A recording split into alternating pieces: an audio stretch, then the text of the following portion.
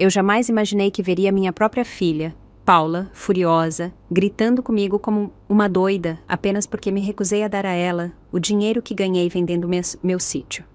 E muito menos pensei que meu filho mais velho, Mateus, a defenderia com tanta violência a ponto de acabar quebrando uma costela minha com um empurrão. Mas o que nenhum dos dois sabia é que em exatamente 20 minutos eles se arrependeriam amargamente de terem nascido, ao descobrirem a verdade que eu vinha guardando em silêncio.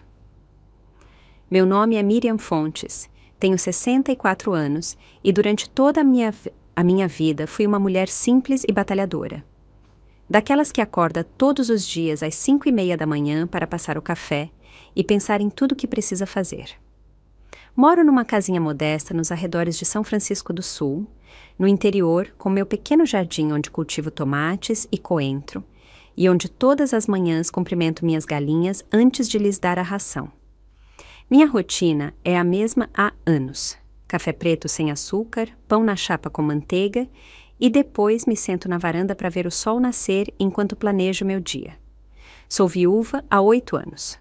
Meu marido, Evaldo, morreu de um infarto fulminante, deixando-me sozinha com um sítio que havíamos herdado de seus pais, mas que estava em péssimas condições. Era uma propriedade grande, com quase 20 hectares, mas que precisava de muito trabalho e dinheiro para voltar a ser produtiva.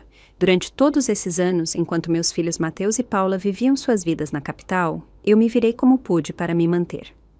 Trabalhei fazendo faxinas, vendendo salgados nos fins de semana e até cuidando dos filhos dos vizinhos para pagar minhas contas básicas. Nunca pedi ajuda financeira aos meus filhos, pois sabia que eles tinham suas próprias responsabilidades. Além disso, sempre fui uma mulher orgulhosa, daquelas que prefere resolver seus problemas sozinha antes de ser um peso para alguém. O sítio havia se tornado uma preocupação constante. Os telhados gotejavam, as cercas estavam caindo e a vegetação cresceu tanto que parecia uma mata abandonada. Vários vizinhos sugeriram que eu o vendesse, mas eu sempre recusava, sentindo que estaria traindo a memória de Evaldo. Aquela terra havia sido o sonho da família dele por gerações, e me desfazer dela parecia arrancar um pedaço do meu coração. Mas há 6 meses tudo mudou. Recebi uma visita inesperada de um homem muito bem vestido, de terno cinza e gravata vermelha, que se apresentou como representante de uma construtora. Ele me explicou que estavam interessados em comprar meu sítio para desenvolver um projeto habitacional, e quando mencionou o valor que estavam dispostos a pagar, quase desmaiei ali mesmo. R$450 mil. Na 450 mil reais. Nunca em minha vida tinha ouvido uma quantia de dinheiro tão grande sendo dirigidas a mim.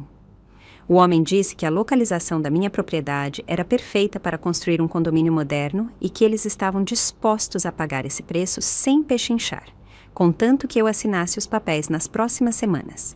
Por dias não consegui dormir pensando na proposta. Levantava-me de madrugada e caminhava pelo sítio, lembrando de todos os momentos felizes que vivia ali com Evaldo, mas também pensando em todas as possibilidades que aquele dinheiro traria para a minha vida. Eu poderia reformar completamente minha casinha, comprar roupas novas, viajar para conhecer meus netos que moravam longe e, acima de tudo, ter a tranquilidade financeira que nunca tive em meus 64 anos. Finalmente, depois de muito refletir e até de sonhar com Evaldo, me pedindo para ser feliz, tomei a decisão mais difícil da minha vida. Eu vendi o sítio. Os trâmites foram surpreendentemente rápidos e, em menos de um mês, eu tinha na minha conta bancária uma quantia que jamais pensei em possuir. A primeira coisa que fiz depois de receber o dinheiro foi ficar em silêncio absoluto. Não contei nada a ninguém, nem mesmo a minha vizinha Glória, que sempre foi como uma irmã para mim e que conhecia todos os meus segredos. Algo dentro de mim dizia que eu deveria manter essa informação em sigilo até decidir exatamente o que fazer com tamanha fortuna. Guardei os documentos da venda em uma caixa de metal que tenho debaixo da minha cama, junto com as poucas joias que minha mãe me deixou. Durante as 2 primeiras semanas após a venda, minha vida continuou exatamente a mesma. Levantava às 5:30, preparava meu café, alimentava minhas galinhas e seguia minha rotina de sempre. A única diferença era que agora, quando me sentava na varanda à tarde, Um sorriso secreto surgia em meu rosto ao pensar em todas as coisas maravilhosas que eu poderia fazer com aquele dinheiro. Eu havia começado a fazer uma lista mental de prioridades. Primeiro, eu queria reformar completamente minha casa. Trocar o telhado, que gotejava nas chuvas, pintar as paredes desbotadas, instalar um banheiro novo, pois o meu tinha mais de 20 anos, e comprar um fogão moderno para substituir o velho que às vezes não acendia direito. Eu também pensava em comprar uma picape usada, mas em bom estado porque estava cansada de depender do ônibus público para ir até a cidade. Mas, acima de tudo, havia algo muito especial que eu queria fazer com aquele dinheiro, algo que eu vinha planejando em segredo e que sabia que mudaria a vida de muitas pessoas. No entanto, ainda não era o momento de revelar. Nem mesmo em voz alta eu ousava dizer, pois temia que a emoção me traísse. Tudo mudou numa tarde de quinta-feira, enquanto eu regava meus pés de tomate. Ouvi o motor de um carro se aproximando pelo caminho de terra que levava à minha casa, e quando levantei os olhos, vi o carro branco de minha filha Paula estacionando em frente à minha porta. Estranhei muito vê-la num dia de semana, pois ela trabalhava num escritório na capital e normalmente só me visitava aos domingos. Paula saiu do carro com um sorriso estranho. Um daqueles sorrisos que eu conhecia muito bem, pois os via desde que ela era criança. Era o sorriso que ela fazia quando queria me pedir algo importante ou quando havia aprontado alguma traquinagem. Ela vestia um vestido amarelo que eu nunca tinha visto, sapatos de salto que afundavam na terra do meu quintal e uma bolsa grande pendurada no braço. "Mãe, que surpresa boa te encontrar aqui fora", ela disse, se aproximando para me dar um beijo no rosto. "Eu preciso falar com a senhora sobre algo muito importante." Eu a convidei para entrar e preparei um copo de água fresca com gelo. Sentamos na minha pequena sala, ela no sofá e eu na minha cadeira favorita, a de balanço de madeira que foi da minha avó.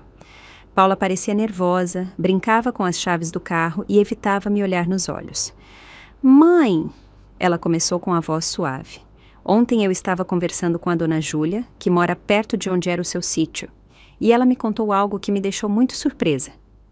Meu coração começou a bater mais rápido. Eu sabia exatamente para onde aquela conversa estava caminhando, e uma sensação de alarme cresceu no meu peito. Júlia era a vizinha mais fofoqueira da região e, evidentemente, havia visto toda a movimentação da construtora na minha propriedade. "Ela me disse que a senhora vendeu o sítio, mãe. Isso é verdade?" Paula agora me encarava fixamente, com aquela expressão que fazia quando era adolescente, e me interrogava sobre se eu havia encontrado algo suspeito no quarto dela. Eu não podia negar a verdade à minha própria filha, especialmente quando era óbvio que ela já sabia, então assenti lentamente com a cabeça. "Sim, Paula, eu vendi o sítio há algumas semanas." Os olhos da minha filha se iluminaram de uma forma que eu nunca tinha visto, como se ela tivesse ganhado na loteria. "Ai, mãe, que notícia maravilhosa! E por quanto a senhora vendeu? Com certeza foi por um bom valor, não é?" Algo no tom de voz dela me deixou muito desconfortável. Não era a reação que eu esperava de uma filha preocupada com a mãe. Ela não perguntou como eu me sentia por ter vendido a terra do pai dela, nem se tinha sido difícil tomar a decisão, nem se eu precisava de apoio emocional. Ela só queria saber quanto dinheiro eu tinha recebido. "Foi uma venda justa", respondi com cautela, sem dar detalhes específicos sobre a quantia. Paula se inclinou para a frente, se aproximando mais de mim. "Mãe, a senhora sabe que pode confiar em mim. Eu sou sua filha e me preocupo muito com o seu futuro. Imagino que deva ter sido uma quantia considerável, e eu quero ter certeza de que a senhora está tomando as melhores decisões para a sua segurança econômica." As palavras dela soavam bonitas, mas havia algo na atitude que eu não gostava nem um pouco. Era como se estivesse falando com uma vendedora tentando me convencer a comprar algo, e não com minha filha que se preocupava de verdade com o meu bem-estar. "Paula, agradeço sua preocupação, mas estou perfeitamente capaz de cuidar dos meus próprios assuntos financeiros." "Claro, mãe. Não quis dizer que a senhora não fosse capaz." A voz dela se suavizou, mas pude notar um toque de frustração. "É só que, bem, o Augusto e eu estamos passando por alguns problemas econômicos ultimamente. O negócio não está indo tão bem quanto esperávamos e pensei que talvez..." Aí estava, a verdadeira razão de sua visita não programada. Ela não tinha vindo me ver porque se preocupava comigo ou porque queria passar tempo com a mãe. Ela tinha vindo porque descobriu que eu tinha dinheiro e queria uma parte. Talvez o quê, Paula? Perguntei, embora já soubesse perfeitamente o que ela diria. Talvez a senhora pudesse nos ajudar um pouquinho, mãe? Não estou pedindo caridade. É só um empréstimo temporário até o negócio estabilizar. A senhora poderia nos emprestar uns 20 mil ou 30 mil reais e prometo que devolvemos com juros assim que pudermos. Fiquei em silêncio por vários segundos, olhando para o rosto da minha filha e tentando processar o que acabara de ouvir. 20 ou 30 mil reais não era uma quantia pequena, e a forma casual com que ela havia pedido me deixou completamente desconcertada. Era como se estivesse pedindo emprestado 10 reais para comprar pão, e não uma fortuna que representava anos da minha vida de trabalho. Paula, eu disse com a voz firme, esse dinheiro da venda do sítio não é para emprestar a ninguém. Eu tenho meus próprios planos para ele. A expressão em seu rosto mudou imediatamente. O sorriso doce desapareceu e foi substituído por uma careta de desaprovação que me lembrou dolorosamente de quando ela era uma criança mimada que não conseguia o que queria.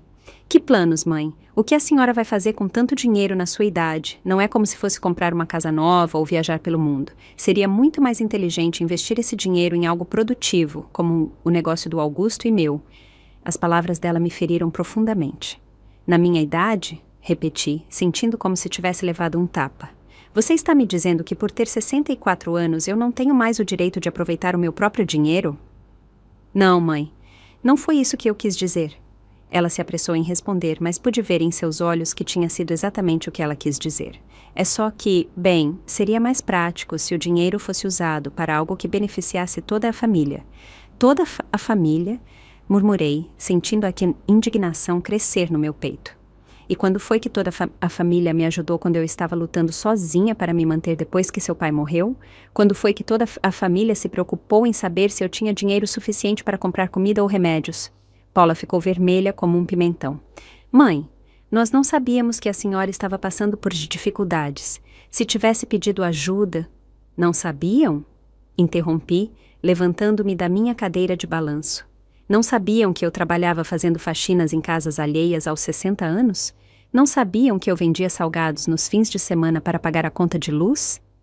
Não sabiam que eu acordava às 4 da manhã para ir cuidar de crianças porque precisava de cada centavo que pudesse ganhar? Minha filha baixou o olhar, claramente incomodada com a conversa. Mãe, eu entendo que a senhora passou por momentos difíceis, mas agora as coisas são diferentes. Agora a senhora tem dinheiro e nós realmente precisamos de ajuda. E por que vocês precisam de ajuda? Perguntei, cruzando os braços. A última vez que conversamos, você me disse que o negócio estava indo muito bem, que haviam conseguido vários clientes novos. Paula se contorceu no sofá, obviamente desconfortável por ter que admitir a verdade. Bom, é que o Augusto fez uns investimentos que não saíram como esperávamos, e depois tivemos alguns gastos inesperados. Que tipo de gastos inesperados, Paula? Compramos um carro novo, reformamos a casa, e o Augusto investiu em umas ações que, bem, perdemos bastante dinheiro. Eu não podia acreditar no que estava ouvindo. Minha filha e seu marido haviam esbanjado dinheiro em luxos e maus investimentos. E agora queriam que eu os resgatasse com o dinheiro que ganhei, vendendo a propriedade pela qual lutei por anos. Então vocês gastaram o dinheiro de forma irresponsável e agora querem que eu pague as consequências das suas más decisões? Eu disse, sentindo a raiva começar a ferver em minhas veias. Não é assim, mãe. Só precisamos de um pequeno empréstimo para nos estabilizarmos novamente. É um investimento no futuro da sua família. Minha família? Repeti amargamente. Onde estava a minha família quando precisava de ajuda? Onde estava a minha família quando meus joelhos doíam tanto de tanto limpar chão que eu mal conseguia andar à noite? Onde estava a minha família quando eu tinha que escolher entre comprar remédio ou comprar comida? Paula se levantou abruptamente e pude ver que sua paciência estava se esgotando. Tudo bem, mãe. Entendemos que a senhora está ressentida, mas não pode nos castigar para sempre por erros do passado. Eu não estou castigando vocês, Paula. Estou simplesmente protegendo algo que é meu por direito próprio. Mas esse dinheiro veio do sítio do pai. Aquela propriedade também era nossa herança. As palavras dela me atingiram como um raio. Sua herança? Gritei, sentindo toda minha compostura se esvair. Sua herança. Aquele sítio ficou abandonado por anos, enquanto eu morria tentando mantê-lo. Vocês nunca mexeram um dedo para ajudar com as despesas, com a manutenção, com nada. E agora que eu o transformei em dinheiro com meu esforço e minha decisão, ele se tornou a herança de vocês? Herança é herança, mãe, não importa se a senhora vendeu ou não. Nesse momento, ouvi o motor de outro carro se aproximando. Pela janela, vi a picape preta de meu filho Mateus estacionando ao lado do carro de Paula. Meu coração gelou, pois sabia que aquela visita não era coincidência. Evidentemente, Paula havia planejado tudo com antecedência. Mateus entrou na casa sem nem bater na porta, como se fosse a casa dele. Ele é um homem alto e corpulento, de 35 anos, com barba mal feita e sempre vestido com camisetas velhas e jeans rasgados. Havia engordado muito nos últimos anos e tinha aquele olhar cansado de quem bebe mais do que deveria. Oi, mãe, ele disse com um sorriso forçado. Paula me contou as boas notícias sobre a venda do sítio.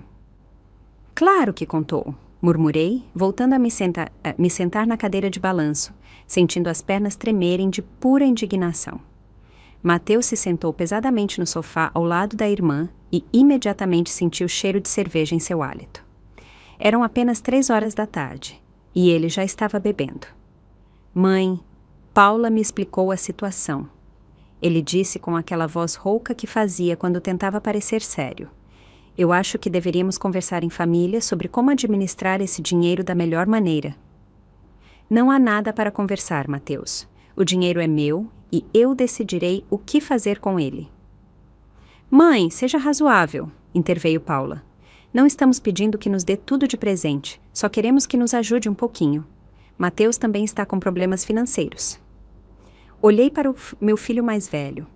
Este homem de 35 anos, que nunca conseguiu manter um emprego por mais de 6 meses seguidos. E quais são os seus problemas financeiros, Mateus? Ele se mexeu desconfortavelmente no sofá. Bom, estou devendo alguns pagamentos da casa e tenho umas dívidas pendentes. Que tipo de dívidas? Isso não importa, mãe. O importante é que somos família, e famílias se ajudam. Famílias se ajudam, repeti lentamente.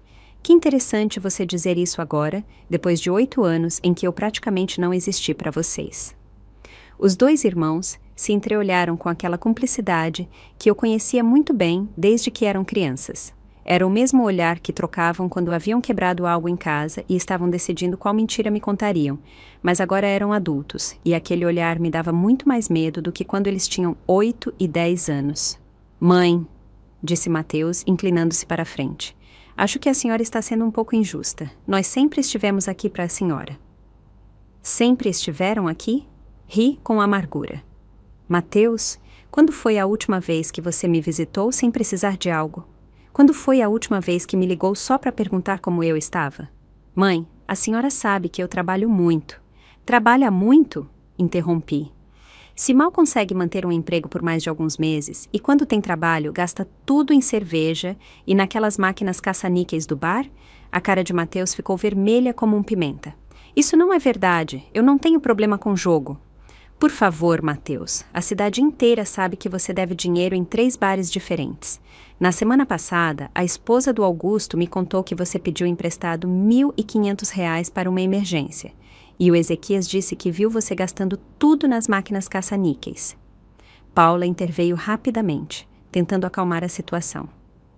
Mãe, não importa o que aconteceu antes. O importante é o presente.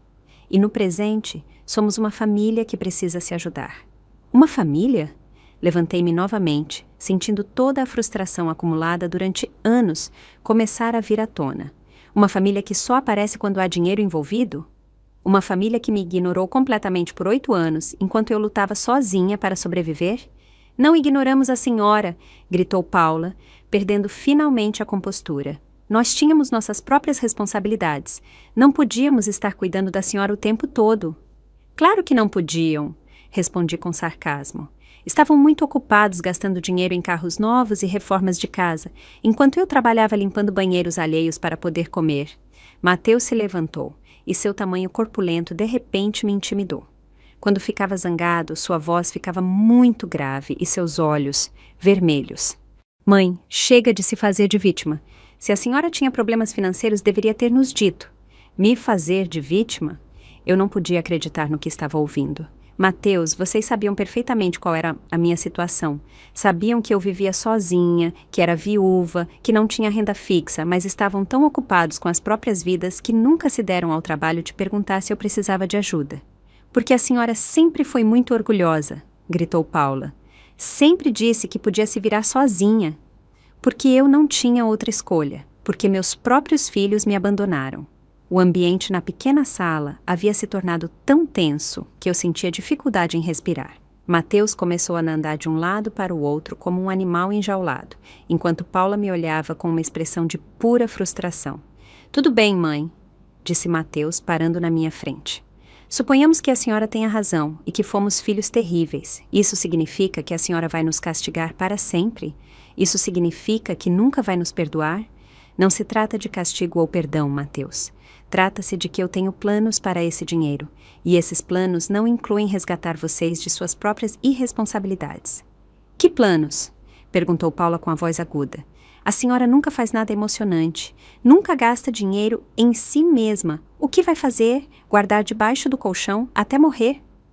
As palavras dela me feriram profundamente, mas também me deram uma fúria que eu não sentia há anos. Vocês querem saber quais são meus planos? Gritei. Meus planos são nunca mais ter que me preocupar com dinheiro. Meus planos são poder ir ao médico quando me sentir mal sem ter que calcular se posso pagar a consulta. Meus planos são poder comprar a comida que eu quiser sem ter que checar cada centavo. É exatamente isso que estamos dizendo, exclamou Mateus. A senhora já tem tudo isso garantido. Tem mais dinheiro do que poderia gastar no tempo que lhe resta de vida. Por isso, seria inteligente compartilhar um pouco com a sua família. O tempo que me resta de vida, repeti, sentindo as lágrimas queimarem meus olhos. Então agora eu sou tão velha que não vale mais a pena eu desfrutar do meu próprio dinheiro? Não é isso, mãe. Paula se aproximou de mim com os braços estendidos, como se fosse me abraçar, mas eu recuei. É só que, bem, na sua idade, o que a senhora realmente pode precisar? Nesse momento, algo se quebrou dentro de mim. Todas as feridas emocionais que eu vinha guardando há anos, toda a solidão, todo o abandono, toda a luta silenciosa, saíram de repente como um vulcão em erupção. Fora! Gritei com uma voz que nem eu mesma reconheci. Fora da minha casa agora mesmo. Mãe, se acalme! Mateus tentou se aproximar, mas peguei a vassoura que estava no canto e a levantei como se fosse uma arma. Não se aproximem de mim! Fora! Não quero vê-los novamente até que aprendam a me respeitar. A senhora está agindo como uma louca, gritou Paula. Só queremos ajudar a tomar decisões inteligentes. Me ajudar, ri histericamente. 8 anos sem me ajudar e agora querem me ajudar? A única ajuda que querem é ajudar a si mesmos com o meu dinheiro. Mateus ficou mais agressivo, aproximando-se perigosamente de mim. Mãe, a senhora vai nos dar esse dinheiro porque temos direito a ele. Aquele sítio era do pai e nós somos os filhos dele. Aquele sítio eu mantive sozinha por 8 anos. Eu paguei os impostos. Eu me preocupei com ele. Vocês nunca fizeram nada. Não importa, a herança é a herança. Paula também estava agressiva. Não há herança, gritei. O sítio não existe mais. Eu o vendi e o dinheiro é meu. Nesse momento, Mateus fez algo que jamais pensei que faria. Ele se aproximou tanto de mim que pude sentir o hálito de cerveja em meu rosto. E com a voz ameaçadora me disse: Mãe, a senhora vai nos dar esse dinheiro. Somos seus filhos e temos direito a ele. Se não nos der por bem, teremos que buscar outras maneiras. Você está me ameaçando, Mateus? Perguntei, embora minha voz tremesse de medo. Não estou ameaçando, mãe. Estou explicando a realidade. Esse dinheiro deveria ser para toda a família. E se a senhora não entende, teremos que fazê-la entender. Paula assentiu com a cabeça, apoiando completamente o irmão. Nesse momento, percebi que meus próprios filhos haviam se transformado em estranhos perigosos, pessoas capazes de qualquer coisa por dinheiro. Fora, eu disse com a voz baixa, mas firme. Fora da minha casa agora mesmo, e não voltem até que estejam dispostos a me pedir perdão por tudo que me disseram hoje. Os dois se dirigiram à porta, mas não com a atitude derrotada que eu esperava. Em vez disso, caminhavam lentamente, trocando olhares que me davam arrepios. Antes de sair, Mateus se virou para mim com uma expressão que eu jamais havia visto em seu rosto. Uma mistura de raiva e determinação que gelou meu sangue. Isso não vai ficar assim, mãe. Ele me disse com a voz baixa e ameaçadora. A senhora vai reconsiderar sua decisão, porque nós não vamos ficar de braços cruzados, enquanto a senhora fica com todo o nosso dinheiro. Não é o dinheiro de vocês, respondi, tentando soar mais corajosa do que me sentia. E se voltarem à minha casa com essa atitude, eu chamarei a polícia. Paula soltou uma gargalhada sarcástica. A polícia? Por quê? Por vir visitar a nossa própria mãe? Mãe, acho que a solidão está afetando a sua mente. Talvez devesse procurar um médico. As palavras dela me atingiram como punhaladas. Você está me chamando de louca? Não estou dizendo que a senhora está louca, respondeu Paula com falsa doçura. Mas está tomando decisões muito estranhas para uma pessoa da sua idade. Talvez precise de ajuda para gerenciar tanto dinheiro. Talvez precise que outra pessoa tome essas decisões por você. O medo que senti naquele momento foi diferente de tudo que eu havia experimentado antes. Não era apenas medo físico, mas um terror profundo de que meus próprios filhos fossem capazes de me fazer mal de maneiras que eu nem conseguia imaginar. Vão embora, eu disse, mas minha voz soava fraca e quebrada. Por favor, vão embora e me deixem em paz. Nós vamos, mãe, disse Mateus. Mas vamos voltar e da próxima vez espero que a senhora tenha refletido sobre o seu egoísmo. Depois que eles se foram, fiquei sentada na minha cadeira de balanço por horas, tremendo não de frio, mas de choque. Não conseguia acreditar que os filhos que eu havia criado, a quem havia dado todo o meu amor e a minha vida, tinham se tornado pessoas tão cruéis e gananciosas. Eu me sentia como se tivesse conhecido dois estranhos perigosos, e não meus próprios filhos. Naquela noite não consegui dormir. Cada ruído que eu ouvia me fazia saltar, pensando que talvez eles tivessem voltado. Levantei várias vezes para verificar se todas as portas e janelas estavam bem fechadas, algo que nunca havia feito antes na vida, pois sempre me senti segura na minha própria casa. No dia seguinte, tentei seguir minha rotina normal, mas tudo havia mudado. Quando fui alimentar minhas galinhas, minhas mãos tremiam tanto que derramei metade do milho no chão. Quando tentei regar minhas plantas, não conseguia me concentrar e acabei encharcando a terra mais do que o necessário. Perto do meio-dia, recebi um telefonema que quase parou meu coração. Era Paula, mas sua voz soava completamente diferente da do dia anterior. Agora falava num tom doce e preocupado, como se nada de ruim tivesse acontecido entre nós. Mãe, ela disse, espero que a senhora tenha dormido bem esta noite. Eu estava pensando muito sobre a nossa conversa de ontem e acho que talvez os dois lados disseram coisas das quais nos arrependemos. Paula, eu não me arrependo de nada do que disse ontem. Ai, mãe, não seja assim. A senhora sabe que a amamos muito, e a última coisa que gostaríamos é fazer a senhora se sentir mal. Talvez pudéssemos encontrar uma solução que funcione para todos. Sua mudança de atitude me deixou ainda mais nervosa do que sua agressividade do dia anterior. Pelo menos quando ela estava zangada, eu sabia com o que estava lidando. Esta nova versão manipuladora da minha filha me dava muito mais medo. Não há nada para negociar, Paula. Minha decisão é final. Mãe, por que não nos reunimos novamente, mas desta vez em um ambiente mais relaxado? Poderíamos almoçar no Cantinho Mineiro, no centro, só a senhora e eu, como mãe e filha, sem pressões, sem discussões, apenas uma conversa civilizada. Eu não quero ter mais conversas sobre esse assunto. Mãe, por favor, apenas me dê uma chance de explicar melhor a nossa situação. Talvez ontem eu não tenha me expressado corretamente. Talvez se a senhora me escutasse com mais calma, pudesse entender por que precisamos da sua ajuda. Algo em seu tom me fez suspeitar de motivos ocultos, mas uma parte de mim queria acreditar que talvez ela realmente tivesse percebido o erro e quisesse se desculpar de verdade. Tudo bem, eu disse finalmente, mas que fique claro que não vou mudar de opinião sobre o dinheiro. Claro, mãe, eu só quero que tenhamos uma conversa de mãe e filha. Combinamos de nos encontrar no dia seguinte no restaurante Cantinho Mineiro, um lugar pequeno, mas acolhedor, no centro da cidade, onde serviam a melhor comida caseira da região. Era um lugar público, com muita gente, onde eu me sentiria segura. Naquela noite, voltei a dormir mal, com pesadelos estranhos em que Mateus e Paula me perseguiam pela casa exigindo dinheiro. Em um dos sonhos, eles haviam trazido advogados e policiais para me obrigar a entregar tudo, dizendo que eu estava muito velha para tomar minhas próprias decisões. No dia seguinte, me arrumei com especial cuidado. Vesti meu vestido rosa favorito, o que meu falecido marido, Evaldo, me deu de presente no meu aniversário de 50 anos, e penteei meu cabelo do jeito que mais gostava. Eu queria parecer digna e respeitável, como a mulher forte que fui a vida inteira.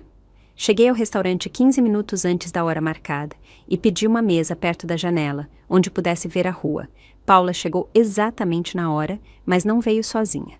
Augusto a acompanhava e isso imediatamente me colocou em alerta máxima. Augusto é um homem de uns 40 anos, magro, com um bigode preto e sempre veste camisas que parecem muito elegantes para a sua personalidade. Desde o dia em que o conheci, algo nele me parecia falso, como se estivesse atuando o tempo todo. Ele tinha aquele sorriso que nunca chegava aos olhos e aquela maneira de falar que soava como se estivesse tentando te vender algo constantemente. "Olá, sogra", ele disse com aquele sorriso falso, me dando um beijo no rosto que me fez estremecer. "Que prazer em vê-la. Espero que não se incomode com a minha vinda." Paula pensou que seria bom eu participar desta conversa familiar também. "Na verdade, eu me incomodo", respondi diretamente, porque esta era uma conversa entre minha filha e eu. Paula se apressou em intervir. "Mãe, o Augusto faz parte da família. Além disso, ele entende muito de finanças e negócios, e pensei que talvez pudesse nos ajudar a encontrar uma solução que beneficie a todos." Eu já disse que não há nada para negociar. Augusto se inclinou para a frente com aquela expressão que fazia quando achava que estava sendo muito inteligente. "Sogra, permita-me explicar algo sobre finanças familiares. Quando uma família tem recursos significativos, o mais inteligente é distribuir esses recursos de maneira estratégica, para maximizar o benefício de todos os membros. Augusto, com todo respeito, minhas finanças não são problema seu. Mas são problema meu, sogra, porque sou marido da sua filha. O que afeta a Paula me afeta, e o que nos afeta, afeta os nossos filhos, seus netos. A menção dos meus netos me incomodou especialmente, pois eu sabia que ele até estava usando como ferramenta de manipulação. Meus netos estão perfeitamente bem cuidados, e se vocês têm problemas financeiros, essa é a responsabilidade de vocês, não minha." "Sogra." Augusto baixou a voz como se fosse me contar um segredo. "Deixe-me ser completamente honesto com a senhora. Estamos numa situação muito difícil. Se não conseguirmos dinheiro logo, podemos perder a casa. A senhora realmente quer que seus netos fiquem sem lar?" Paula assentiu dramaticamente, como se estivesse atuando numa novela. "É verdade, mãe. As crianças não entendem porque de repente não podemos comprar o que elas precisam. Ontem, minha pequena perguntou por que não podia mais ter aulas de piano e eu não soube o que dizer. As tentativas de manipulação emocional deles me deram nojo. Paula, se seus filhos precisam de algo, você pode conversar comigo especificamente sobre essas necessidades, mas eu não vou dar a vocês milhares de reais para que você e seu marido continuem vivendo acima das suas possibilidades." Augusto mudou de estratégia, adotando um tom mais agressivo. "Sogra, acho que a senhora não está entendendo a seriedade da situação. Esta não é apenas um pedido de ajuda. Nós temos direitos legais sobre essa herança." "Direitos legais?" Ri amargamente. "Que direitos legais? Eu vendi minha propriedade, uma propriedade que estava no meu nome e o dinheiro está na minha conta bancária. A propriedade era herança do seu marido, e segundo a lei, os filhos têm direito sobre as heranças paternas." "Augusto, você claramente não sabe nada de leis. Quando meu marido morreu, essa propriedade passou legalmente a ser minha. Eu paguei os impostos por 8 anos. Eu mantive os documentos em dia. Eu cuidei de tudo. Legalmente, aquele sítio era completamente meu." Augusto ficou visivelmente incomodado ao perceber que não tinha nenhum argumento legal válido. Seu rosto corou e ele começou a tamborilar nervosamente com os dedos sobre a mesa. Paula, por sua vez, havia adotado aquela expressão de vítima que aperfeiçoou desde a adolescência. "Mãe", disse Paula com a voz embargada, como se estivesse prestes a chorar. "Não posso acreditar que a senhora seja tão cruel com sua própria família. A senhora realmente vai deixar seus netos sofrerem por causa do seu egoísmo?" Eu não sou cruel, Paula. Sou uma mulher que finalmente aprendeu a se valorizar depois de anos, sendo ignorada pelos próprios filhos. Augusto interveio com um sorriso que me deu arrepios. Sogra. Talvez devêssemos abordar isso de outra perspectiva. Uma mulher da sua idade vivendo sozinha com tanto dinheiro, isso não parece perigoso? Há muitos bandidos que se especializam em roubar pessoas mais velhas que têm economias consideráveis. As palavras dele soaram como uma ameaça mal disfarçada. Você está me ameaçando, Augusto? Claro que não, sogra. Só me preocupo com a sua segurança. Seria terrível que algo ruim lhe acontecesse, especialmente agora que a senhora tem tanto dinheiro. O garçom se aproximou para anotar nosso pedido, mas eu já havia perdido completamente o apetite. A conversa havia tomado um rumo que me aterrorizava, e percebi que meus próprios parentes eram capazes de me intimidar de maneiras que eu nunca imaginei. Eu não vou pedir nada, eu disse ao garçom. Estou indo embora agora mesmo. Mãe, por favor, não vá, suplicou Paula, segurando meu braço quando me levantei. Nós ainda não terminamos de conversar. Sim, terminamos, respondi, soltando meu braço do aperto dela. E que fique bem claro, eu não vou dar a vocês um único centavo do meu dinheiro. Não importa o quanto me ameacem ou me manipulem. Não estamos ameaçando a senhora, gritou Paula, alto o suficiente para que outras pessoas no restaurante se virassem para nos olhar. Só queremos que seja razoável. Ser razoável significaria dar o meu dinheiro para vocês continuarem vivendo irresponsavelmente. Eu disse, sentindo a raiva voltar a ferver nas minhas veias. Mas eu não vou ser razoável dessa forma. Saí do restaurante o mais rápido que pude, mas consegui ouvir Augusto dizendo a Paula: Não se preocupe, meu amor. Há outras maneiras de resolver este problema. No caminho de volta para casa, minhas mãos tremiam tanto que eu mal conseguia dirigir o ônibus. As palavras de Augusto ecoavam na minha cabeça como um alarme. Há outras maneiras de resolver este problema. O que ele queria dizer com isso? Naquela noite, liguei para minha vizinha Glória, a única pessoa no mundo em quem eu realmente confiava. Glória tinha 70 anos, era viúva há mais tempo do que eu e sempre foi como uma irmã mais velha. Contei-lhe tudo o que havia acontecido, desde a venda do sítio até as ameaças veladas de Augusto. Miriam, disse Glória com a voz séria, esses seus filhos se tornaram perigosos. Você não pode ficar sozinha em casa enquanto eles estiverem agindo assim. O que você sugere que eu faça, Glória? Me esconder dos meus próprios filhos? Não se esconder, mas se proteger. Você pensou em falar com a polícia? E dizer a eles que meus filhos me pediram dinheiro e eu recusei? Eu ainda não sofri nenhum dano físico. Miriam, essa palavra, ainda, me dá muito medo. Acho que você deveria ficar na minha casa por alguns dias, até as coisas se acalmarem. Naquela noite, fiquei na casa de Glória, mas não consegui dormir nada. Cada ruído me sobressaltava, pensando que talvez Mateus e Paula tivessem vindo me procurar. Por volta das 3 da manhã, Glória se levantou para tomar água e me encontrou acordada olhando pela janela. Miriam, você tem que me contar a verdade, ela disse, sentando-se ao meu lado. Para que você realmente precisa desse dinheiro? Porque eu conheço a sua personalidade muito bem e sei que você não está guardando por pura avareza. Pela primeira vez desde que vendi o sítio, contei a alguém quais eram meus verdadeiros planos para o dinheiro. Glória me ouviu em silêncio, e quando terminei de falar, tinha lágrimas nos olhos. Ai, Miriam, ela me disse, abraçando-me.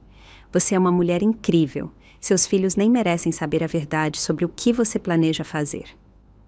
No dia seguinte, voltei para casa porque não podia me esconder para sempre, mas assim que cheguei, percebi que algo estava muito errado. A porta da frente tinha marcas ao redor da fechadura, como se alguém tivesse tentado arrombá-la. Algumas das minhas plantas estavam pisoteadas e havia pegadas de botas grandes na terra do meu jardim. Dentro de casa, embora nada tivesse sido roubado, tudo havia sido ligeiramente movido. Minhas gavetas estavam entreabertas, meus papéis haviam sido revirados, e a caixa de metal onde eu guardava os documentos da venda tinha sido movida de seu esconderijo debaixo da cama. Meu coração batia tão forte que pensei que teria um infarto. Alguém havia entrado na minha casa enquanto eu estava fora, e não era difícil adivinhar quem havia sido. Mateus tinha as chaves de casa há anos para emergências e, evidentemente, havia decidido usá-las para buscar informações sobre o meu dinheiro. Liguei imediatamente para trocar as fechaduras, mas o chaveiro me disse que só poderia vir no dia seguinte. Naquela noite, barricadei-me no meu quarto, colocando uma cadeira debaixo do puxador da porta e dormindo com uma faca de cozinha debaixo do travesseiro. Na manhã seguinte, enquanto esperava o chaveiro, recebi uma visita inesperada. Era Ezequias, um primo em segundo grau do meu falecido marido, um homem de uns 50 anos que trabalhava como mecânico na cidade. Ezequias sempre foi uma pessoa tranquila e honesta, e estranhei muito vê-lo na minha casa tão cedo.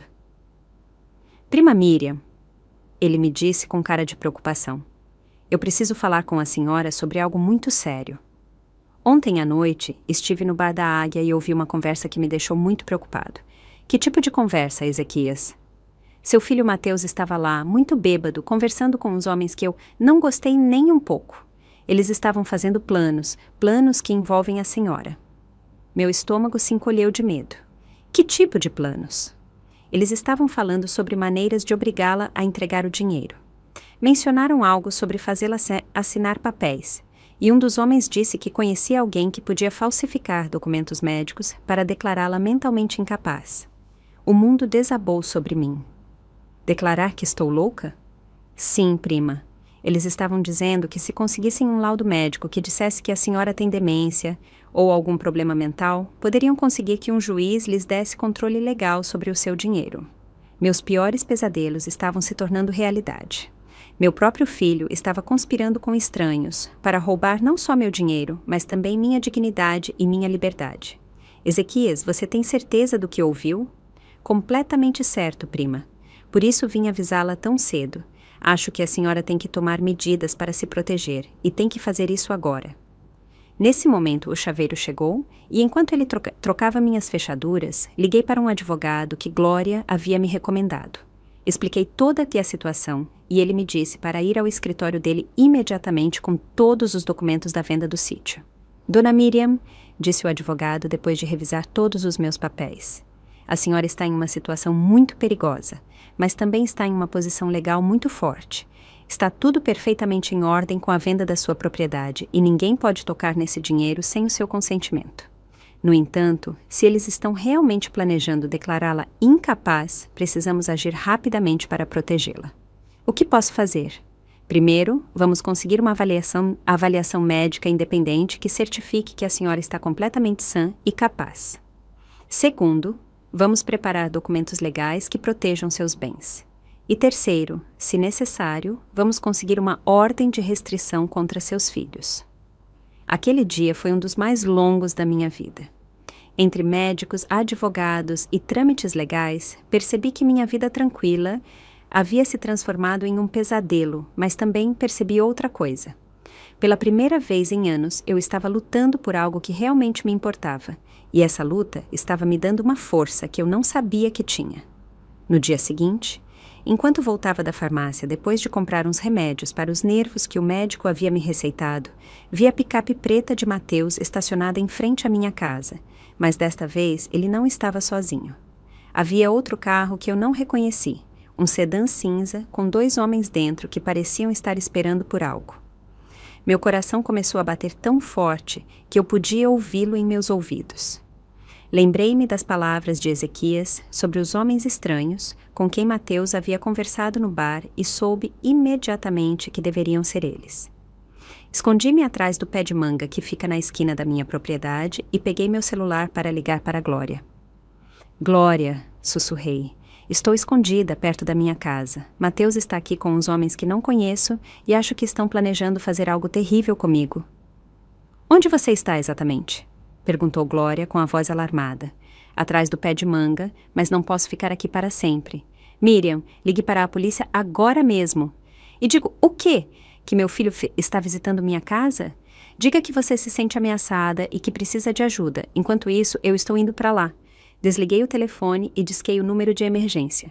Mas antes que pudesse falar com alguém, ouvi a voz de Mateus gritando meu nome no meu quintal.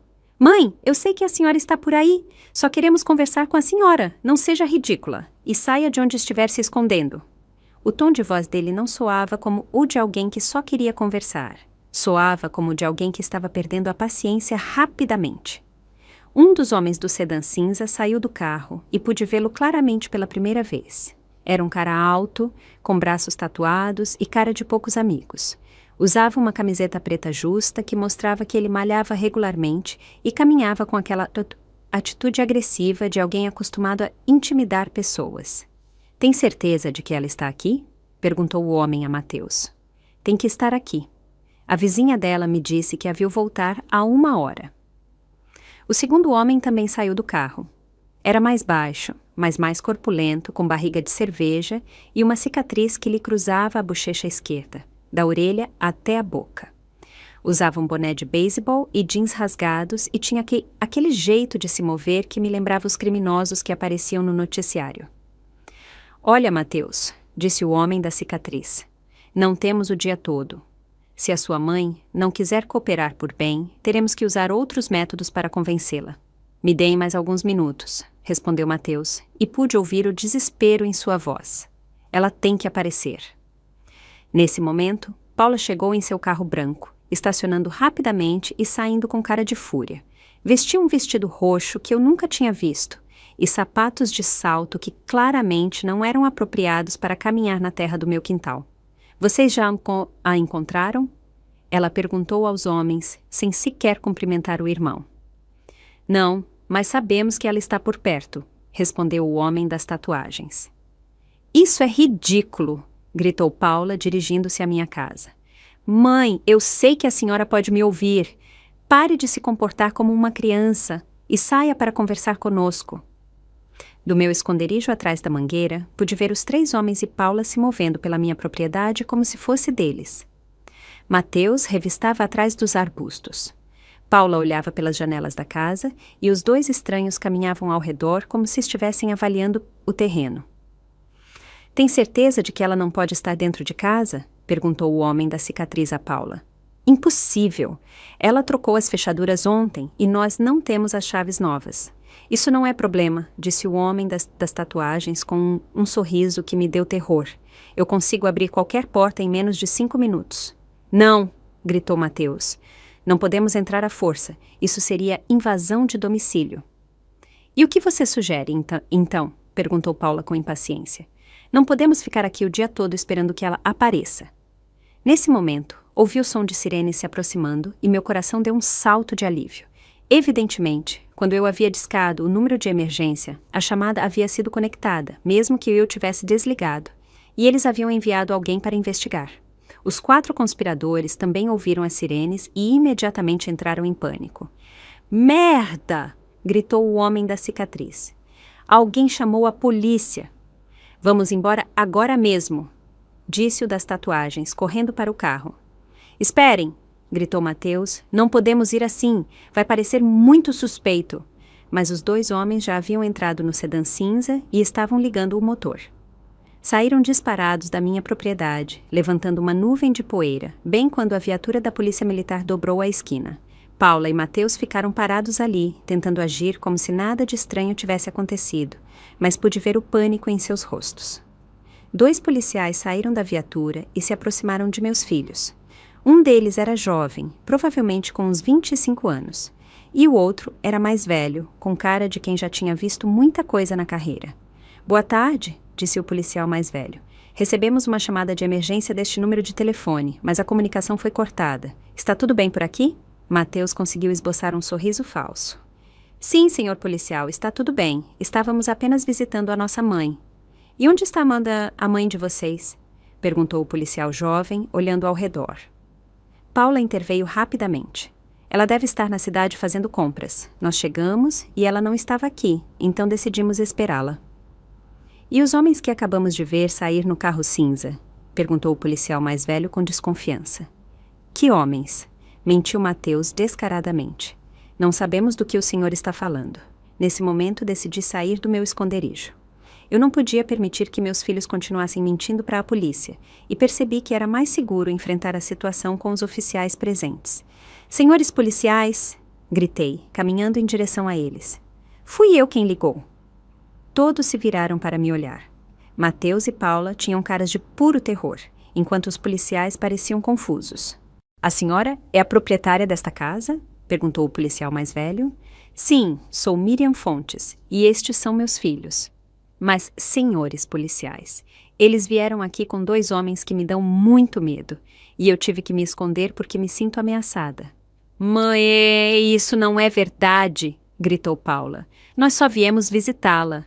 Por que a senhora se escondeu dos seus próprios filhos? Perguntou o policial jovem. Expliquei brevemente a situação. A venda do sítio, as demandas agressivas por dinheiro, as ameaças veladas e os planos que eles estavam fazendo para me declarar mentalmente incapaz. Os policiais ouviram com atenção, especialmente quando mencionei os homens estranhos que estavam com meus filhos. Dona Miriam, disse o policial mais velho, a senhora tem alguma evidência dessas ameaças? Meu primo Ezequias os ouviu conversando no bar ontem à noite. Ele pode confirmar isso. Mateus ficou muito agressivo. Tudo isso é mentira. Nossa mãe está inventando histórias porque não quer nos dar o dinheiro que nos é devido legalmente. Que dinheiro? Perguntou o policial jovem. O dinheiro da venda de um sítio que era herança do nosso pai, respondeu Paula.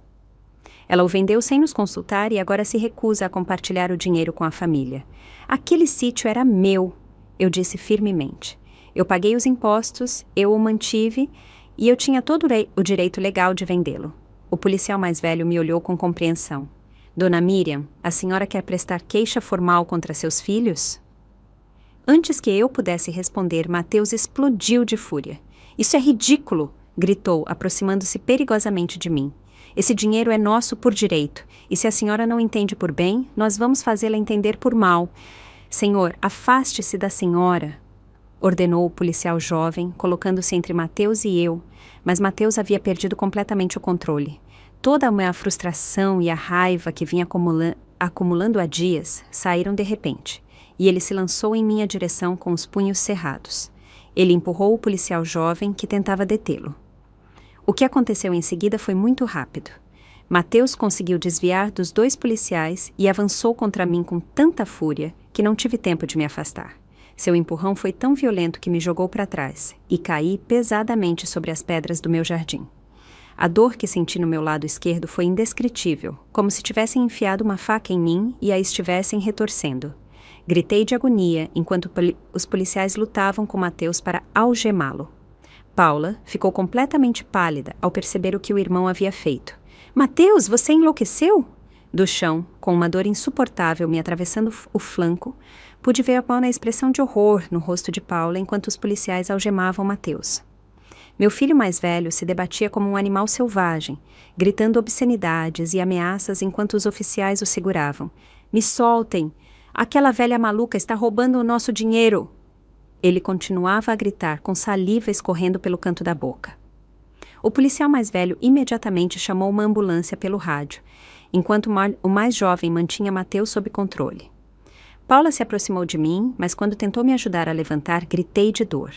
Não me toque, afaste-se de mim, eu disse, sentindo as lágrimas escorrerem pelo meu rosto, não só pela dor física, mas pela traição emocional. Mãe, por favor, deixe-me ajudar, suplicou Paula com a voz quebrada. Mateus não queria machucar a senhora, ele só perdeu o controle. Não queria me machucar? Repeti com incredulidade. Seu irmão acabou de me quebrar as costelas e você me diz que ele não queria me machucar? Os paramédicos chegaram em menos de 10 minutos, e enquanto me examinavam para determinar a gravidade dos meus ferimentos, pude ouvir o policial mais velho interrogando Paula sobre os homens que haviam fugido quando as sirenes chegaram. Senhorita, preciso que me diga exatamente quem eram aqueles homens. E o que eles estavam fazendo aqui? Paula gaguejava, claramente nervosa. Eu não os conheço muito bem, são amigos do meu irmão. Amigos que fugiram quando chegamos. Isso não lhe parece suspeito? Senhor policial, eu não sabia que eles viriam. Mateus não me disse nada sobre trazer mais ninguém. Um dos paramédicos, um homem de uns 40 anos com mãos muito suaves, estava examinando meu flanco com muito cuidado. Dona Miriam, a senhora definitivamente tem pelo menos uma costela fraturada, possivelmente 2. Precisamos levá-la ao hospital imediatamente para fazer radiografias. Enquanto me colocavam na maca, pude ver Mateus sendo colocado na viatura. Por um momento, nossos olhares se cruzaram, e pela primeira vez desde que todo esse pesadelo havia começado, vi algo parecido com arrependimento em seus olhos. Mãe! Ele gritou do carro. Eu não queria que isso acontecesse, eu só queria. Já é tarde demais, Mateus. Gritei de volta, sentindo toda a dor emocional de anos se transformar em palavras. Já é tarde demais para se arrepender. No hospital, enquanto me faziam radiografias e exames, Glória chegou completamente agitada. A pobre mulher havia corrido tanto que mal conseguia respirar. Ai, Miriam, como você se sente? Está doendo muito. Dói mais a alma do que o corpo, Glória. Não consigo acreditar que meu próprio filho tenha feito isso comigo. E Paula, onde ela está? Não sei, nem me importo. Ela foi cúmplice de tudo isso. O médico, um doutor jovem com rosto amável, veio me explicar os resultados dos exames. Dona Miriam, a senhora tem 2 costelas fraturadas do lado esquerdo. Não é uma lesão que coloque sua vida em perigo, mas será muito dolorosa nas próximas semanas. A senhora precisa de repouso absoluto e medicamentos para a dor. Doutor, por quanto tempo vou ficar assim? As costelas levam entre 6 e 8 semanas para cicatrizar completamente. Durante esse tempo, a senhora não pode fazer esforço físico, não pode carregar peso e tem que ter muito cuidado ao se mover. Enquanto o doutor me explicava as instruções de cuidado, o policial mais velho chegou com um caderno na mão. Dona Miriam, preciso colher um depoimento formal sobre o que aconteceu. A senhora se sente bem o suficiente para falar? Sim, senhor policial. Quero que tudo seja registrado oficialmente. Contei toda a história desde o começo. A venda do sítio, as primeiras demandas por dinheiro, as ameaças escalando, a conspiração para me declarar mentalmente incapaz e, finalmente, o ataque físico. Dona Miriam, isso é muito sério. Seu filho está preso por agressão à pessoa idosa, o que é um crime grave. A senhora quer apresentar queixa formal? A pergunta me atingiu como um balde de água fria. Uma coisa era estar zangada com Mateus, e outra, muito diferente, era mandá-lo para a cadeia. Mas quando pensei em tudo o que havia acontecido, em todas as ameaças, em todos os planos maliciosos, percebi que não tinha outra opção. Sim, senhor policial, quero apresentar queixa, não só pelo ataque físico, mas por todas as ameaças e intimidação. O policial assentiu e continuou a tomar notas. Também vamos investigar esses homens que estavam com ele. A descrição deles coincide com alguns delinquentes locais conhecidos. Naquela noite, fiquei no hospital para observação. E Glória ficou comigo. Por volta das 10 da noite, recebi um telefonema que não esperava. Era Paula, e pela voz, pude perceber que ela havia estado chorando. Mãe, ela disse com a voz embargada, eu preciso falar com a senhora, por favor. Eu não tenho nada para falar com você, Paula. Mãe, por favor, Mateus está na cadeia e tudo isso saiu completamente do controle. Eu nunca quis que a senhora se machucasse fisicamente. Mas você queria que eu me machucasse emocionalmente. Você queria que me roubassem meu dinheiro. Você queria que me declarassem louca. Eu não sabia sobre me declarar louca, mãe. Isso foi ideia do Augusto e daqueles homens horríveis. E por que você não me defendeu? Por que não me protegeu quando sabia que eles estavam planejando me fazer mal? Paula ficou em silêncio por vários segundos. Por quê? Porque precisávamos do dinheiro, mãe. Estamos numa situação muito desesperadora. Pois agora vocês estão numa situação ainda mais desesperadora. Seu irmão vai para a cadeia e vocês terão que enfrentar as consequências legais das suas ações. Mãe, por favor, não deixe o Mateus ir para a cadeia. Ele tem problemas com álcool e jogo, mas não é uma pessoa má, só precisa de ajuda. Paula, seu irmão quebrou 2 costelas minhas. Ele me agrediu fisicamente na frente da polícia. Isso não é algo que se possa perdoar com um simples pedido de desculpas. E se devolvermos todo o dinheiro que pedimos? E se prometermos nunca mais incomodar a senhora? Que dinheiro vocês vão devolver se nunca me deram um único centavo? E como vão prometer que não vão me incomodar se acabaram de demonstrar que são capazes de qualquer coisa? No dia seguinte, quando recebi alta do hospital, meu advogado veio me visitar na casa de Glória, onde eu ficaria durante minha recuperação. Dona Miriam, disse o advogado, tenho notícias importantes. A polícia prendeu os 2 homens que estavam com seu filho. Acontece que eles têm antecedentes criminais por fraude e extorsão. Um deles confessou que seu filho os havia contatado para ajudá-lo a intimidá-la. E o que vai acontecer agora? Seu filho enfrentará acusações muito sérias. Agressão à pessoa idosa, conspiração para cometer fraude e intimidação. Ele pode pegar vários anos de cadeia. A notícia me deixou com sentimentos muito contraditórios. Por um lado, eu estava feliz que a justiça estivesse funcionando, mas por outro, a ideia de que meu próprio filho passaria anos na cadeia me partia o coração. E minha filha? Ela também terá problemas legais? Isso depende. Se ela cooperar com a investigação e testemunhar contra os outros conspiradores, é possível que receba apenas uma advertência. Mas se for comprovado que participou ativamente dos planos de intimidação, também poderá enfrentar acusações. Naquela tarde, enquanto descansava no sofá de Glória, com um travesseiro apoiado nas minhas costelas quebradas, recebi uma visita completamente inesperada. Era Augusto, mas ele veio sozinho e com uma atitude completamente diferente da que havia tido no restaurante. "Sogra", ele disse com a voz humilde, "eu sei que não tenho o direito de estar aqui, mas preciso falar com a senhora." "O que você quer, Augusto? Também veio me ameaçar?" "Não, sogra. Eu vim me desculpar e lhe explicar a verdade sobre tudo o que aconteceu." Glória, que estava na cozinha preparando chá, saiu imediatamente ao ouvir vozes. "Miriam, você quer que eu chame a polícia?" "Não, Glória. Deixe-o falar. Quero ouvir que desculpas ele tem." Augusto sentou-se na beira da cadeira, claramente nervoso. "Sogra, a verdade é que tudo isso foi culpa minha. Eu fui quem convenceu Paula e Mateus de que a senhora devia parte do dinheiro a eles." "Por que você fez isso, Augusto?" "Porque estamos numa situação financeira desesperadora. Devemos mais de 10 mil reais entre dívidas de cartão de crédito, empréstimos bancários e dinheiro que devo a pessoas muito perigosas." Pela primeira vez, pude ver medo genuíno em seus olhos. "Pessoas perigosas?" "Sim, sogra. Pessoas que não aceitam desculpas e que ameaçaram machucar minha família se eu não pagar logo." Finalmente, eu estava ouvindo a verdade, e era ainda pior do que eu imaginava. "E você pensou que a solução era roubar meu dinheiro?" "Não era roubar, sogra. Eu genuinamente acreditava que a senhora tinha a obrigação moral de ajudar sua família. Mas percebi que estava errado quando vi o que aconteceu com a senhora ontem." "Você percebeu? Você precisou ver seu cunhado quebrando minhas costelas para perceber que estavam fazendo algo errado?" Augusto baixou a cabeça, claramente envergonhado. "Sogra, eu vim aqui para lhe pedir perdão e para lhe dizer que vou testemunhar a seu favor no julgamento. Vou confessar toda a minha participação neste plano horrível." As palavras dele me surpreenderam. "Por que você faria isso? Você não percebe que isso pode lhe causar problemas legais?" "Porque é o correto, sogra, e porque espero que talvez um dia a senhora possa encontrar em seu coração uma maneira de perdoar minha esposa. Paula se deixou levar pela minha influência, mas no fundo ela a ama." As palavras de Augusto me deixaram completamente desconcertada.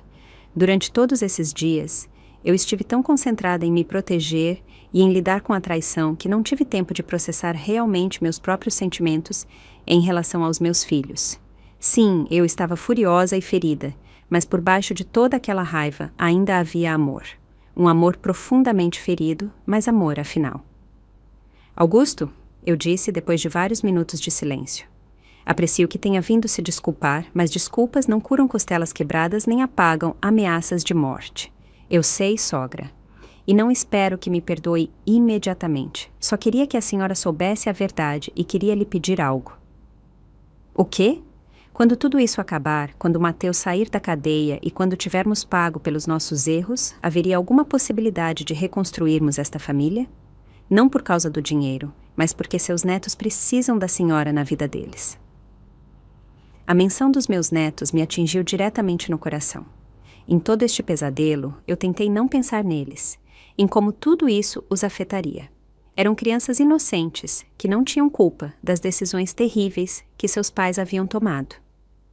"Meus netos sempre serão bem-vindos na minha vida", eu disse firmemente, "mas isso não significa que vou perdoar os pais deles automaticamente." "Eu entendo, sogra. Só peço que, com o tempo, a senhora considere a possibilidade." Depois que Augusto se foi, Glória e eu ficamos em silêncio por um longo tempo. Finalmente, ela quebrou o silêncio com uma pergunta que eu vinha evitando pensar.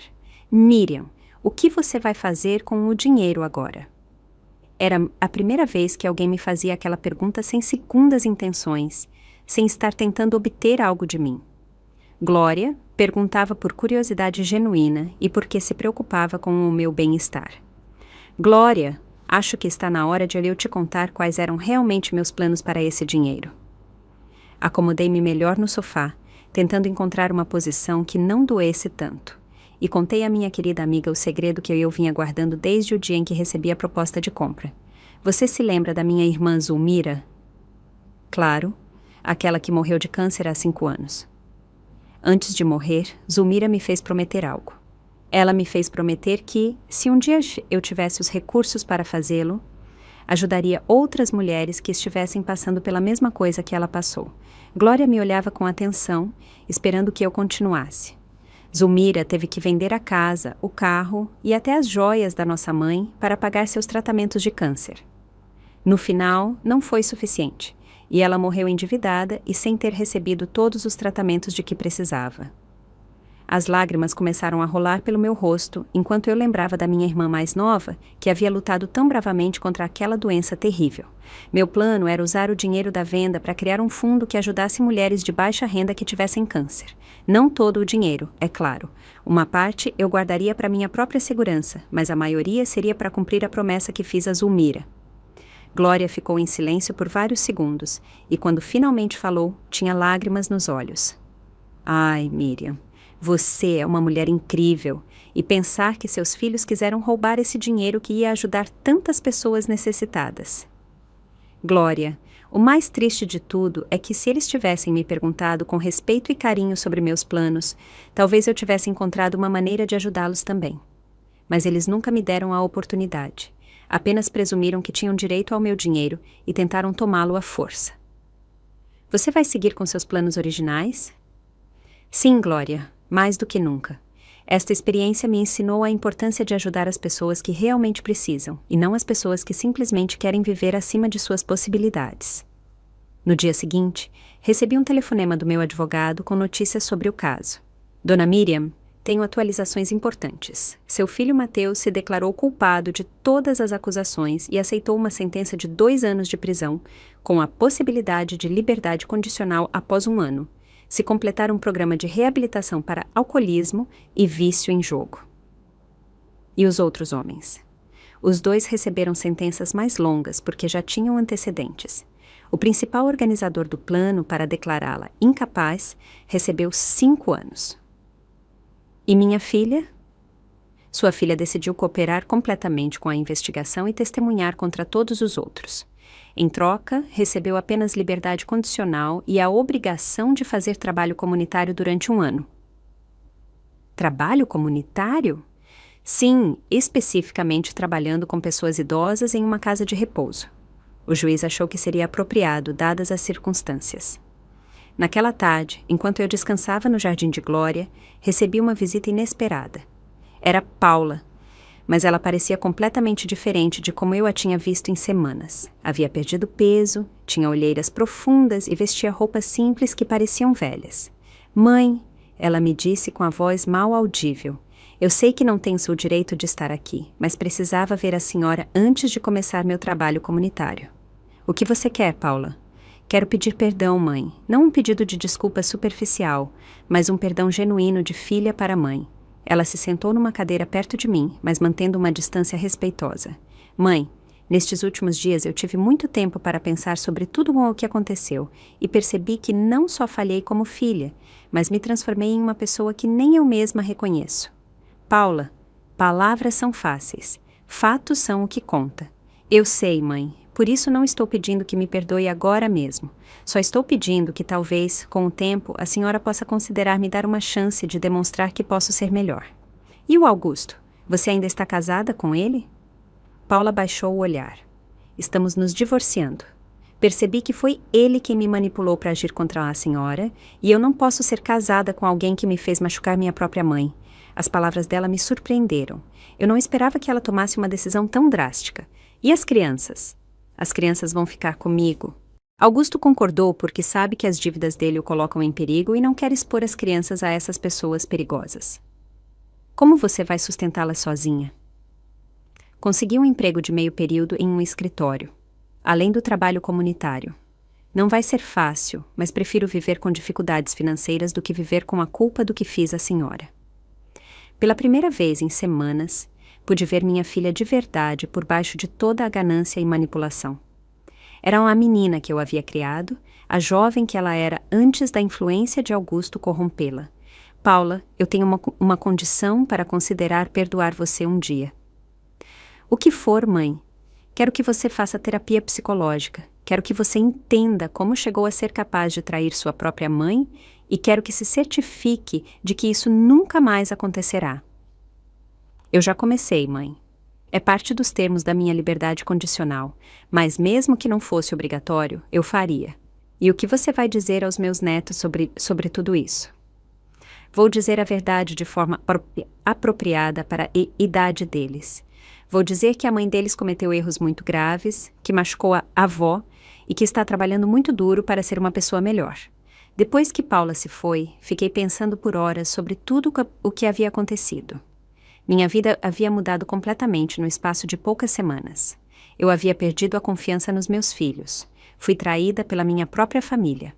Sofri lesões físicas, mas também descobri uma força interior que eu não sabia que tinha. Naquela noite, liguei para o meu advogado para iniciar o processo de criação da fundação em memória da minha irmã Zulmira. Decidi chamá-la de Fundação Esperança Zulmira e dedicá-la especificamente a ajudar mulheres de baixa renda que estivessem lutando contra o câncer. 3 meses depois, quando minhas costelas já haviam sarado completamente, tive a cerimônia oficial de inauguração da fundação. Glória estava lá comigo, junto com vários vizinhos e membros da comunidade que haviam conhecido Zulmira. Para minha surpresa, Paula também veio, mas ficou na parte de trás do evento sem se aproximar de mim. Depois da cerimônia, ela se aproximou timidamente. Mãe, ela me disse, só queria dizer que estou muito orgulhosa do que a senhora está fazendo. A tia Zulmira ficaria feliz em saber que a memória dela está ajudando tantas mulheres. Obrigada, Paula. Mãe, a senhora acha que um dia poderemos ter um relacionamento normal novamente? Eu a olhei por vários segundos antes de responder.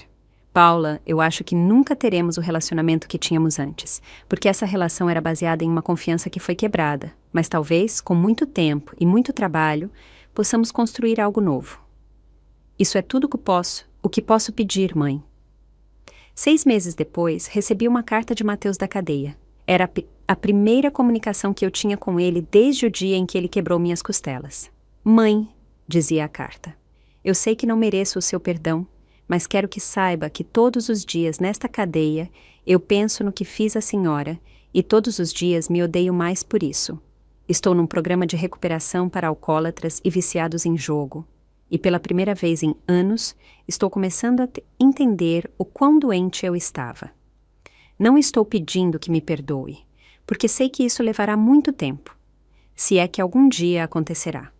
Só queria que soubesse que me arrependo profundamente e que quando sair daqui, dedicarei o resto da minha vida a tentar compensar o dano que causei à senhora.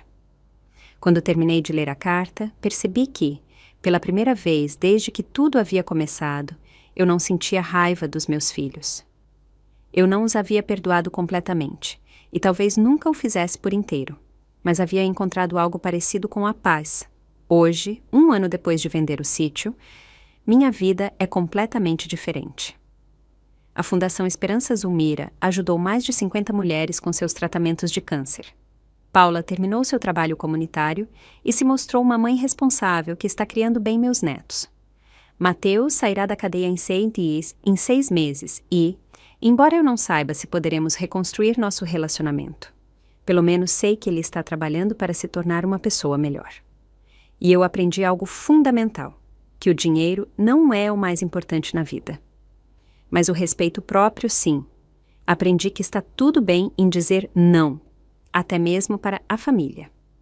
Aprendi que proteger o que é seu não te torna uma pessoa egoísta, mas sim uma pessoa forte. E, acima de tudo, aprendi que algumas vezes os erros mais dolorosos podem levar você a descobrir quem realmente é e do que é capaz. Meu nome é Miriam Fontes, tenho 65 anos e finalmente aprendi a me valorizar tanto quanto sempre valorizei os outros. Gostou da minha história e de qual cidade está ouvindo? Vamos nos encontrar nos comentários. Se você gostou da história, pode me apoiar enviando um super thanks para que eu possa continuar trazendo mais histórias como essa. Já te agradeço muito pelo apoio. Estou esperando seus comentários sobre a história. No vídeo, você pode ver 2 novas histórias de vida que eu recomendo de coração. Tem muito mais no meu canal, não esquece de se inscrever. Até a próxima história de vida, com carinho e respeito.